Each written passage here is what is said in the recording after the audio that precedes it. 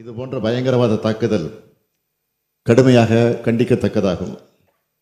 சமீபத்திய ஆண்டுகளில் பொதுமக்கள் மீது நடத்தப்பட்ட மிகப்பெரிய தாக்குதல் என்று அம்மாநில முதலமைச்சர் மாண்புமிகு உமர் அப்துல்லா அவர்கள் குறிப்பிட்டுள்ளார்கள்.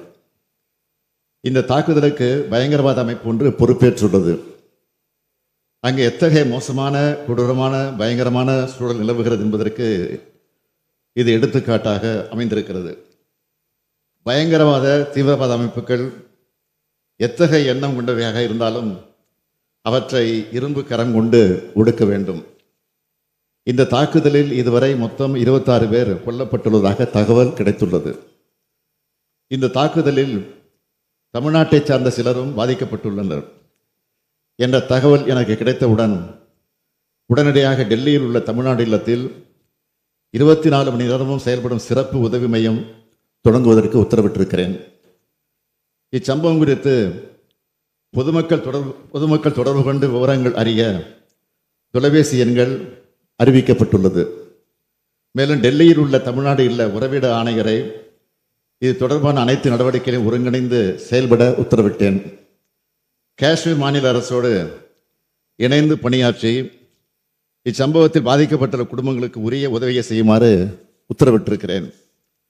புதுக்கோட்டை மாவட்டத்தில் பணியாற்றி வரும் கூடுதல் ஆட்சியரும் ஐஏஎஸ் அதிகாரியுமான அப்தாப் ரசூல் அவர்களை நேரடியாக ஜம்மு காஷ்மீர் அனந்தநாக் மாவட்டம் பஹல்காம் பகுதிக்கு சென்று ஒருங்கிணைப்பு பணிகளை உடனடியாக மேற்கொள்ளவும் தேவையான மருத்துவ வசதிகளை வழங்கவும் அறிவுறுத்தியுள்ளேன். இந்த தாக்குதலில் பாதிக்கப்பட்ட தமிழ்நாட்டை சார்ந்த சுற்றுலா பயணிகள் அனைவருக்கும் தேவையான சிகிச்சைகள் வழங்கப்படுவதை உறுதி செய்து பத்திரமாக அழைத்து வர தமிழ்நாடு அரசு அனைத்து நடவடிக்கைகளையும் எடுத்து வருகிறது. காஷ்மீரில் நடந்துள்ள இந்த தாக்குதல் நம் அனைவரது மனசாட்சியும் உலுக்குவதாக அமைந்துள்ளது. 2017ஆம் ஆண்டு குல்காமில் அமர்நாத் பயணம் சென்ற மக்கள் மீது நடத்தப்பட்ட தாக்குதலில் 8 பேர் கொல்லப்பட்டார்கள். 2019ஆம் ஆண்டு புல்வாமா தாக்குதலில் 40 சிஆர்பிஎஃப் வீரர்கள் படுகொலை செய்யப்பட்டார்கள். இதன் தொடர்ச்சியாக இந்த தாக்குதல் நடத்தப்பட்டுள்ளது. மனிதாபிமானமற்ற வகையில் அப்பாவி மக்கள் மீதான இதுபோன்ற தீவிர தாக்குதலுக்கு இந்திய மண்ணில், குறிப்பாக நமது இந்திய ஜனநாயகத்தில் அறவே இடமில்லை. இதனை கண்டிப்பதோடு நமது கடமை முடிந்துவிடவில்லை. இதுபோன்ற செயல்களை நடப்பதை அறவே தடுத்தாக வேண்டும்.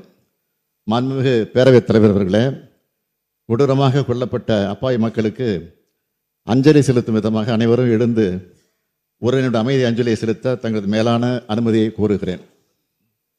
மாண்புமிகு முதலமைச்சர் அவர்கள் கேட்டுக்கொண்டவாறு மாண்புமிகு உறுப்பினர்கள் அனைவரும் எழுந்து நின்று 2 மணித்துளிகள் அஞ்சலி செலுத்த அன்புடன் நின்றனர். தலைவர்களும் உறுப்பினர்களும் தன்னுடைய வருத்தத்தையும் கண்டனத்தையும் தெரிவித்திருக்கிறார்கள். நமது நாட்டையே பெரும் துயரத்தில் ஆழ்த்தியிருக்கக்கூடிய இந்த கொடூரமான சம்பவத்தில் பாதிக்கப்பட்ட குடும்பங்களுக்கு நமது அனுதாபங்களை தெரிவிப்பதோடு இதுபோன்ற நிகழ்வுகள் எதிர்காலத்தில் நிகழாமல் தடுத்திட ஒன்றிய அரசு அனைத்து நடவடிக்கைகளையும் எடுத்திட வேண்டும் என்று இந்த அவையின் மூலமாக நான் கேட்டுக்கொள்கிறேன். அத்தகைய அனைத்து நடவடிக்கைகளும் எடுக்கிற விதத்தில் தமிழ்நாடும் தமிழ்நாட்டு மக்களும் என்றைக்கும் துணை நிற்பார்கள் என்ற உறுதியை உங்கள் அனைவரின் சார்பில் தெரிவித்துக் கொள்கிறேன். அவசர பொது முக்கியத்துவம் வாய்ந்த நிகழ்வு குறித்து கவன ஈர்ப்பு. மாண்புமிகு உறுப்பினர்கள் திரு ஐபி செந்தில்குமார், திரு விபி நாகைமாலி மற்றும் திரு மா சின்னத்துறை ஆகியோரில் ஒருவர் அவசர பொது முக்கியத்துவம் வாய்ந்த நிகழ்வினை மாண்புமிகு நகராட்சி நிர்வாகத்துறை அமைச்சர் அவர்களின் கவனத்திற்கு கொண்டு வருவார். மாண்புமிகு உறுப்பினர் ஐபி செந்தில்குமார்.